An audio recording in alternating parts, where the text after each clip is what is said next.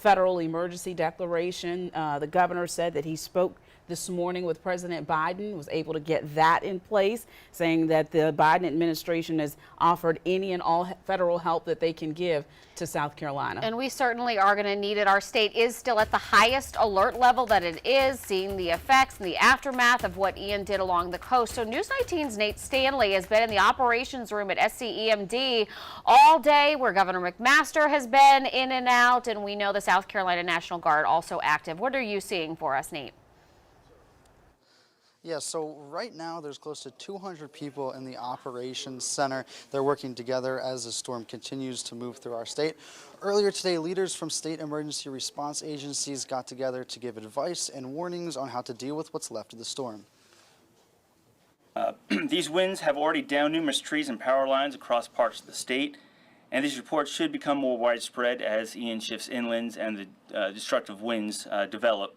A call to heed warnings from leaders of the agencies who are actively responding to Ian. Emergency Management, State Highway Patrol, National Guard, Governor, and others all saying they're working to respond to the challenges caused by the storm, including power outages, flooded streets near the coast, and wind damage. Water on the roads, we've seen photographs of it. The people have been sending us, the mayors and others, and it's still very dangerous, and there's still winds even where there's not much water. SCDOT says it has 2,100 employees working to help with flooded roads and down power lines across South Carolina.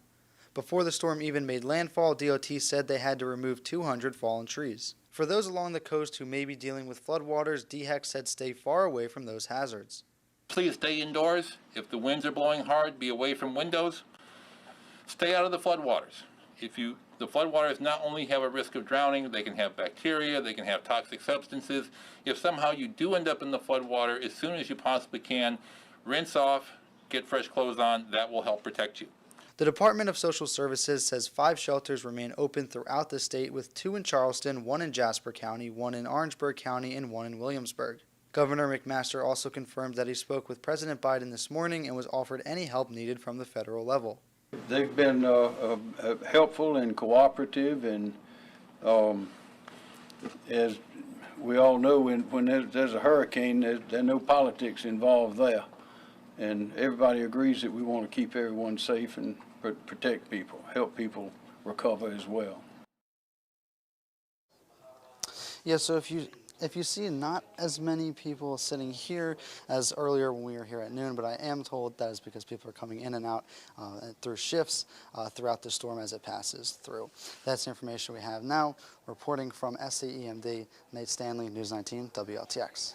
Great. Thank you so much, Nate. And after seeing the damage on Pawleys Island, Darcy, and Myrtle Beach, that federal disaster is going to make a big difference. Absolutely. The declaration. Yeah, and it's going to be a while before it's cleaned up. It's going to be a while. All right, don't